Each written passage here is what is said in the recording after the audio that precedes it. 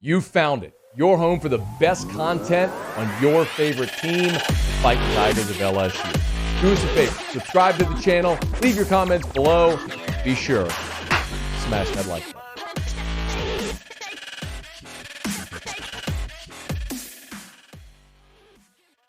button. Ed Ogeron met with the media after practice on Wednesday. Kind of gave an update on how things are going, and probably the most notable part of what Coach O had to say after practice were his feelings on the injuries that have sort of hit this team here of late. Can you play number 11, Muse? I want to start with this one because I think this was maybe the most telling part of what Coach O said about what's going on with the team right now. We have some injuries, especially on the offensive line. I got to keep them healthy.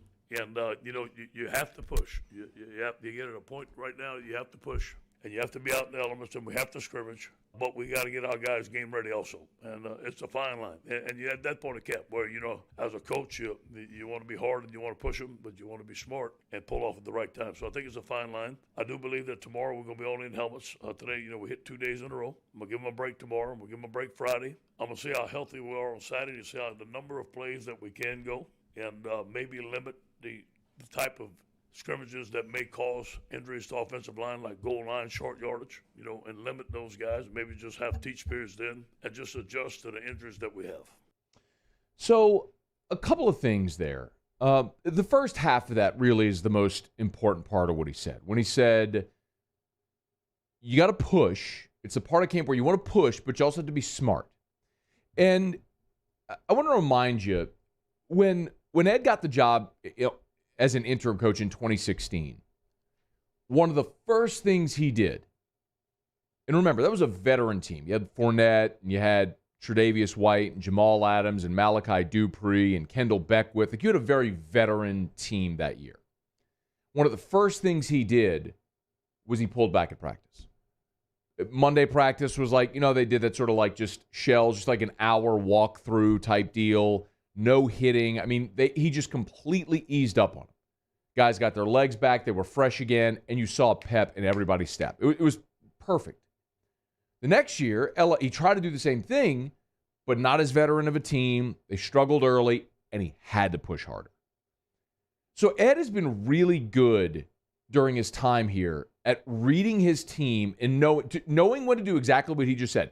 You got to push, but you got to be smart and know when to ease up on them, because you don't want to grind your team into the ground for a month in August, and by the time September comes, they're spent.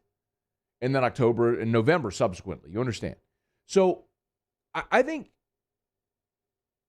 he has been really good at reading that with his teams throughout the years. So if he's at that point where he feels like he's got to ease up, I think he knows he can ease up on the team right now. And by the way, it's also why, if you're concerned with injuries, because he did talk specifically on the offensive line, this is 12, on who is injured on the offensive line right now.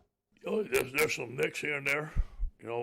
Anthony got just a little lower extremity injury yesterday. Is probably going to be out for about a week. But we think that all our offensive linemen are going to be back come game time. That those guys that had some nicks and some bruises, I don't see anyone out for a length of time that may not be ready for UCLA. Maybe one only, but we're going to find that out in a couple of weeks. That one only we've learned is Garrett Dellinger. Now, but it wasn't just the offensive line. I mean, Ty Davis Price, who was out and returned, looks like he's down again. Ty ran yesterday, man. Had some good plays. Came in yesterday, had some good plays, had some good runs. Kind of tweaked it again today. It's something that we got to monitor out the whole year. And then Derek Stingley as well isn't ready to return. Derek's doing fine. I think that I think we're going to lay off of him next week. I think the week after he should be fine, and I think that he's going to be 100% there, and we won't have to worry about re-aggravating it. So, to the point, everybody that's back to the original point about him knowing the team and the roster and when to push, everyone he's talked about looks like they're going to be ready for the opener, except Garrett Dellinger. So when to push, when to ease up, and that's what they're doing. There's no sense in running Derek Stingley out there right now in camp if that could jeopardize the opener. or any length of the season. Like, that was a big problem with Leonard his final year. Leonard got hurt in camp in 2016. I mean, there's just no reason for it. But it's also why, because a lot of people have asked, is LSU doing something different? I actually got asked this morning, are these guys, because of NIL, just not wanting to practice, so they're just sitting out?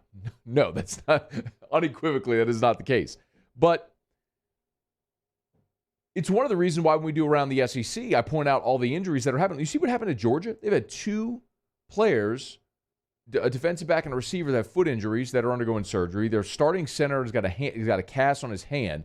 They've got a tight end and a defensive back that are both injured right now. Like, it happens everywhere. It's fall camp. It's a physical game, and injuries are going to happen. But I think the biggest difference is Orgeron is just forthcoming. He's just a guy that's candid, and he lets you know, man, you're dealing with some injuries. That isn't the case everywhere, so it maybe seems like it's a bigger deal. But the bigger point there is all these guys should be ready for the UCLA game. And you got to trust Ed Orgeron to know how to manage these guys, because he's done it really well during his time here. The big concern, obviously, is the offensive line. Jason Hines has missed time. You heard him say Anthony Bradford is dinged up right now. Garrett Dellinger's the guy who might miss the opener. The offensive line has been a big conversation piece this entire offseason, because you've got a unit where you return all your starters. Obviously, Derek Rosenthal is at Kentucky now, but you return 4 of your 5 starters from a year ago. But they struggled a lot last year, so they had a lot of room to improve. And so then you knew Cam Wire was your swing guy and was a really talented, experienced guy. Well, when Derek Rosenthal's out, now Cam Wire steps up, so that affects your depth. What we knew was the next man up on the interior is Anthony Bradford. The next man up at tackle was Garrett Dellinger. Now both of those guys are hurt. So your 6 and 7 are both hurt. After LSU's starting 5, Wire, Ingram, Shanahan, Hines, Deculus, after those 5, the rest of LSU's offensive linemen, all of the rest of the offensive linemen on the team, have a combined 15 games played. Combined. And it's all backups. Charles Turner has the most experience. In year 3, he's played in 11 career games as a backup at different spots. Cardell Thomas has played in 1 game, and Thomas Perry has played in 2 games. Xavier Hill has played in 1 game. That's it. That's the extent of your experience on the offensive line. That's why it's a problem. Your first 5 are good. I think your first 5 can be really good this year. The question is, if anybody goes down, there is a massive drop-off in experience and talent, all that sort of stuff.